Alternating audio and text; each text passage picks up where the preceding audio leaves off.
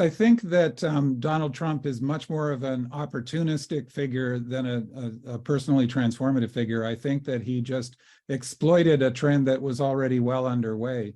I also think there were very few people who saw this coming, even though it looks so obvious in retrospect, and I count myself among those people.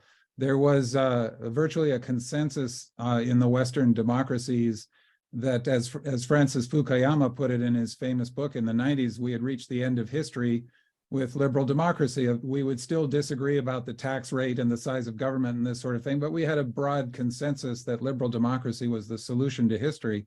And pretty much at that moment, it appeared that we had reached a peak, and there was this ethnic nationalist resurgence predicted by Samuel Huntington, an American foreign affairs expert at the time, who was roundly criticized for making those comments at the time. But I think he was somewhat prescient. And I think that that's how deep this is right now. As I say, Donald Trump is opportunistic of a trend that's rooted in this reaction of ethnic nationalism against the sort of global liberal democratic order. Also the effects, first of all, of mass media, and then very fragmented mass media, first of all through talk radio, then cable television, and then the internet and social media.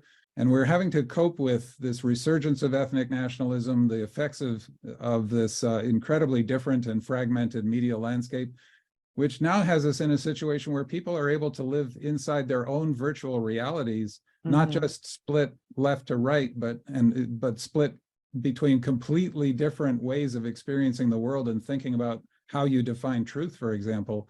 And Trump is an opportunistic figure who waded into essentially, I think, a vacuum where there used to be a rough moral consensus as to what America was supposed to be, and filled that vacuum with what we've seen happen in the last few years. And remember, Mr. Trump was a Democrat. He was a pro-choice Democrat before he became a Republican. So he changed because he understood the culture had changed. He understood there would be receptivity to this appeal to the lowest common denominator, if you will. And the votes show that to a large degree, he has succeeded. Now, I still don't think he's got a majority. I think it's very, very worrisome that he still has this very large base that's totally unhinged and removed from reality and simply want to display their self-identity by degrading and belittling other people, and we're number one, and like a teenager, I can better than you, I can sock you in the nose.